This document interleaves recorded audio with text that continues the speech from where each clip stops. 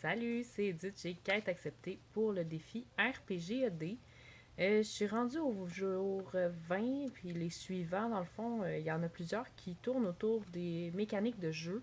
C'est sûr que c'est un défi qui, à la base, est pensé vraiment pour les jeux de rôle sur table. Puis j'ai décidé de le faire quand même sur les grandeurs nature.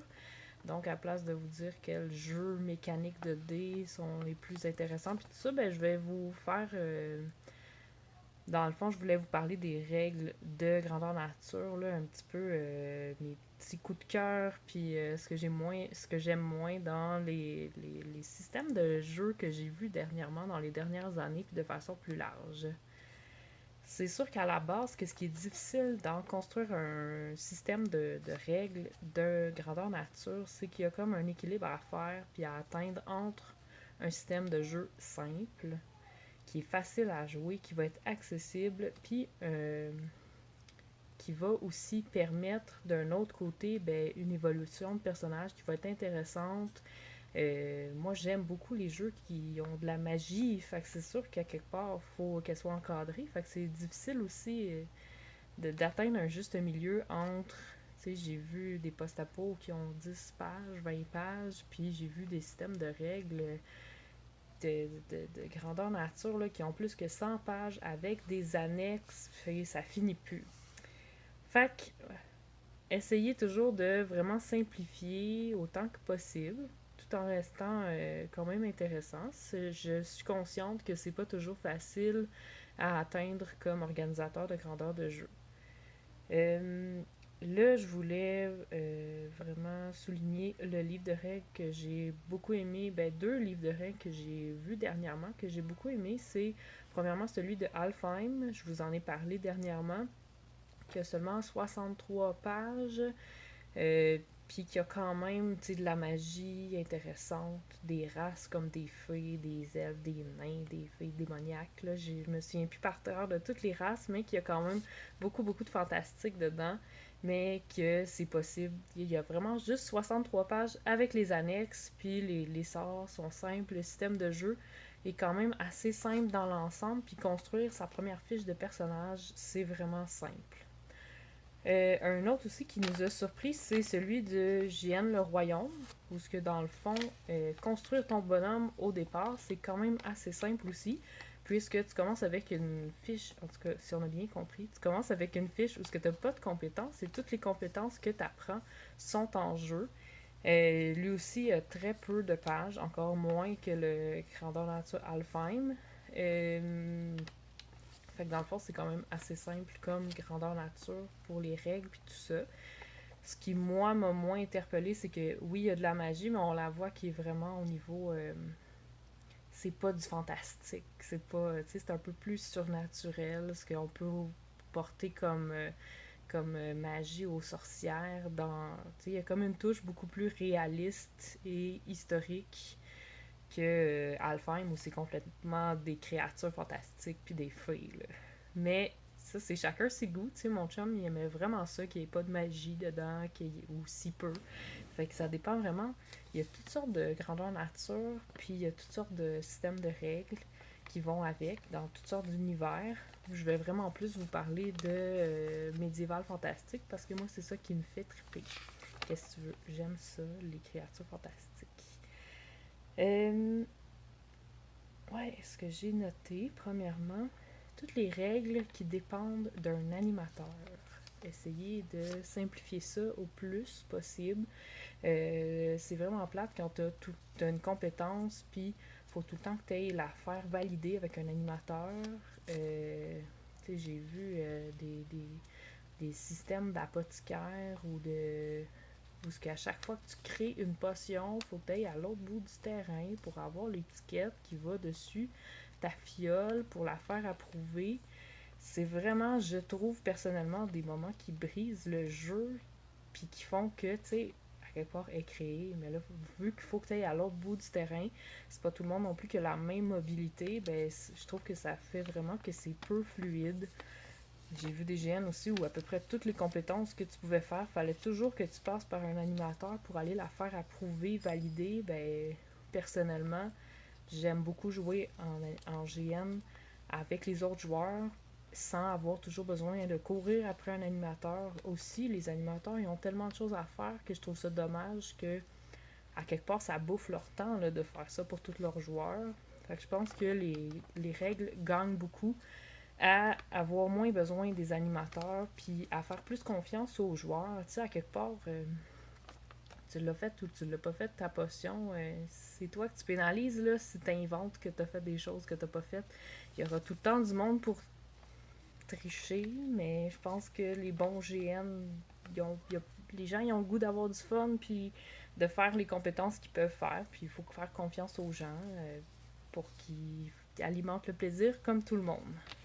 Fait que c'était mon petit point sur les règles. Le système de mort. J'ai vu beaucoup de GN où, que dans le fond, c'était plus tu étais bas niveau, puis plus dans le fond, ta mort était moins facile. Tu sais, qu'il y avait comme un système de chance où, ce que la première fois que tu mourais, ben, si tu étais bas niveau, tu avais d'autres chances, puis plus tu étais haut niveau, plus dans le fond, tu avais moins de chances où, ce que, à rendu à un certain niveau, ben, tu mourais, puis c'était fini. Puis j'ai vu d'autres GN où, ce que tu meurs jamais. Puis j'avoue personnellement que je trouve que toute bonne chose a une fin. Que le fait que les joueurs ne peuvent jamais mourir, ben ça fait qu'ils n'ont pas peur de la mort. Ils font des fois. On fait des niaiseries, là. Moi, je combats plein de monde que je sais qu'ils sont bien plus forts que moi, puis je défends mon campement contre beaucoup trop de monde qui, je sais qu'ils vont me planter. C'est pas grave, je reviens dans 40 minutes. Fait que je trouve qu'à quelque part, ce qui me dérange le plus, je pense, de ça, c'est le fait que souvent, il y a des dynamiques qui ne bougent pas parce que les gens ils ont leur bonhomme depuis très longtemps.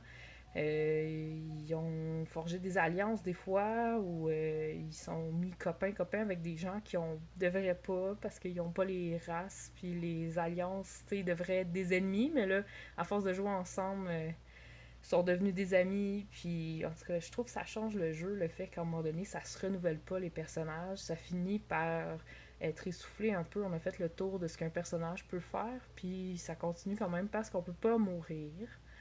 Euh, Fait que j'aime vraiment plus les systèmes de chance. Que dans le fond, à un moment donné, tu finis par avoir peur pour ta vie, puis faire moins de niaiseries. Puis, tu sais, aller au bout de ton personnage aussi. Mais c'est sûr que les deux permettent d'autres choses. C'est sûr que quand j'ai joué dans des GN où que je pouvais pas mourir, ben, j'ai fait plus de combats, puis j'ai fait plus de niaiseries parce que j'avais pas peur de mourir. Fait que c'était ça pour le système de bord. Ce qu'on a vu, qu'on a trouvé cool, c'est à Ruer vers l'or, où ce que quand tu meurs, tu vas voir Madame la Mort qui tourne une roulette. Puis là, selon sur quoi tu tombes, ben, euh, soit tu retournes en jeu, soit t'es mort, ou soit il te manque une jambe, t'es estropié. Ben, ça, c'est la même chose. Je veux dire, il te manque un œil, ou t'as tout d'un coup, tu dois avoir un backdraw, là, une conséquence sur ta vie parce que t'es mort, puis comme plus tu meurs, plus t'as des conséquences. Ça aussi, ça peut être cool, ça fait que les joueurs peuvent rester dans leur personnage un peu plus longtemps, mais il y a toujours quand même un risque d'avoir des conséquences de leur mort, fait qu'ils font plus attention. Surtout que là-bas, c'était juste 3 points de vie, fait que, tu sais, ça va vite. Ensuite, les sorts. Je pense que c'est à Funus Iraï où ce que les sorts, peu importe si t'es un barde, un magicien ou un prêtre, tous les sorts sont 5 mots niveau 1, 10 mots niveau 2, puis 15 mots niveau 3. Je trouvais que c'était vraiment une belle façon pour que ce soit tout équitable pour l'ensemble. Puis dans le fond, attends, en fait, c'est à conflit éternel et c'est 5 secondes, 10 secondes, 15 secondes selon le niveau du sort. Fait que ça permet quand même une équité entre les personnages, peu importe la classe. Sur les sorts, moi je tannée des mages qui ont des formules de latin puis d'espéranto à apprendre. On peut être vraiment créatif avec les sorts, de demander d'avoir des gestes ou de demander d'avoir un nombre de mots. Moi, j'aime beaucoup jouer barde avec les chansons.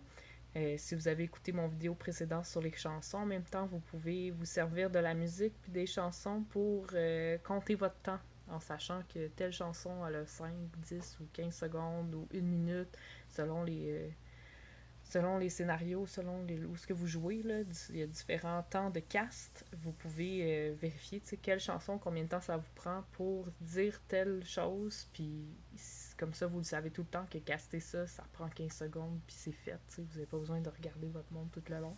C'est une belle façon d'augmenter la fluidité. J'y étais rendue. Ah oui, une règle que j'ai beaucoup aimée, encore à ruer vers l'or. Dernièrement, il y a eu des petits débats là, sur la question de simuler des viols en GN. Ça m'a beaucoup interpellée de simuler. En tout cas, moi, la plupart des GN où ce que j'ai joué, c'était aucune situation de simuler de viol, même mentionné, c'était permis. Puis je pense que c'est vraiment le fun qu'il y a des GN qui ont décidé que c'était des safe places pour leurs joueuses et leurs joueurs, de faire attention aux émotions, puis à ce que ça peut triggerer comme émotion. Fait que j'ai vraiment trouvé cute qu'à ruer vers l'or, toute relation sexuelle, dans le fond, bien sûr, est faite dans le consentement, mais en plus est simulée avec deux personnes qui se tiennent les mains en chantant. Fait qu'il n'y a vraiment aucune situation où il y a des malaises, dans le fond, ça fait vraiment... c'est vraiment cool pour ça, parce que ça enlève tout malaise autour d'une relation sexuelle. C'est vraiment drôle quand tu les vois, dans le fond. Fait que eux, ce qu'ils font, c'est que tant que tu chantes, dans le fond, la première personne qui arrête de chanter, elle est charmée par l'autre, puis elle lui doit un service. J'ai trouvé ça cool comme règle.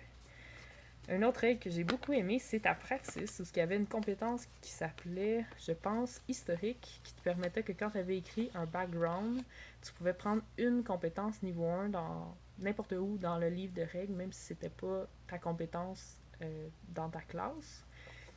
Ce qui permettait, par exemple, que si tu avais joué, je sais pas, tu allais jouer un barbare, ben, tu pouvais quand même prendre premier soin, ou si tu voulais jouer euh, une soigneuse, tu pouvais prendre force accrue pour pouvoir transporter tes blessés. T'sais. Fait que ça fait que des fois on choisit certaines classes parce qu'on trouve les sorts cool, puis ou on est déçu que les compétences qu'on aurait aimé sont pas dans la classe, mais ça te permet de choisir quelque chose que tu trouves cool dans le livre de règles. Ensuite, ah oui, les systèmes de vol à la tire. J'en ai vu toutes sortes, dont un qui était mettre une bille dans un sac, là, rendu là, tu sais, voler hors jeu. Là, t'es rendu assez bon, je pense, si tu mets une bille dans le sac de quelqu'un pour le voler. Ce qu'on a vu qui était bien, c'était, je pense que c'est taber les noces ou c'est toucher le sac pendant 10 secondes, ça permet de le voler. Ce qui est beaucoup plus subtil, puis qui rajoute sur ça. J'ai posé la question d'ailleurs sur ma page Facebook, là, qu'est-ce que vous aimez ou pas des livres de règles. J'ai eu plusieurs commentaires. Beaucoup qui reviennent autour des systèmes de combat. J'avoue que je me prononcerai moins là-dessus parce que je fais presque toujours des personnages non combattants. Alors moi, j'aime toujours qu'il y ait certains sorts ou certaines choses qui te permettent de simplement fuir un combat si t'as pas le goût d'aller te battre. Qui te permet juste de te protéger sans anéantir tes ennemis avec un sort. Ça a revenu souvent là, que c'était dommage que tu puisses ne pas faire un combat pour vrai, mais gagner pareil avec un sort. Mais déjà, si tu as quelque chose qui te permet de t'enfuir ou d'aller ailleurs, d'éviter un combat, ça peut être chouette. C'est ça pour les combats. Tu sais, encore là, des règles simples, là, quand t'es rendu qu'il faut que tu comptes 45 points avant d'être mort, puis il y en a 5 sur ton torse, puis 3 sur tes jambes, puis 2 sur ton armure, puis là, ça finit plus. Moi, quand il faut que je compte plus que 6, je suis morte, puis c'est ça, là. Je pense qu'il faut vraiment essayer que ça reste fluide pour le jeu. D'être attentif à ce que vos joueurs y ont envie de jouer, mais aussi de respecter le cadre que les animateurs imposent. Il y a encore une fois toutes sortes de GN pour toutes sortes de joueurs. Il y a certains GN qui font attention à que leur livre de règles soit plus simple et plus facile Puis ça, c'est cool, dans le fond, pour les nouveaux joueurs, parce que j'ai tellement ouvert de livres de règles que moi-même, j'ai de la misère à comprendre. Fait que je me mets à la place de quelqu'un qui a jamais joué. Puis, ça, tu sais, c'est pas tentant d'aller essayer ce joueur de GN-là, parce que t'as l'impression que tu construis une fiche de Pathfinder, t'as même pas commencé, là. C'est non, s'il vous plaît. Fait que ça fait le tour de ce que je voulais dire sur les grandeurs nature, sur les règles. C'est sûr que les règles, ça finit par être un cadre pour jouer, puis c'est pas nécessairement ce qui fait l'aventure. Mais quand il faut que je conjure une créature, puis qu'il faut que je sorte mon papier pour savoir c'est quoi ces sorts, parce qu'il y a comme 40 affaires à se souvenir, je trouve que ça brise un peu le jeu. Fait que ça vaut la peine de simplifier les règles, puis de laisser plus de place à l'imagination, au roleplay, puis à ce que vos joueurs ont envie de faire. Fait que je vous invite à me partager vos bons coups puis les mauvais coups des grandeurs nature où vous jouez. Qu'est-ce que vous aimez comme règle? Qu'est-ce qui vous rebute au plus haut point? Qu'est-ce que vous avez trouvé chouette dans les règles que vous avez vues dans les dernières années? Vous pouvez me les mettre en commentaire. Et on se retrouve demain. Salut!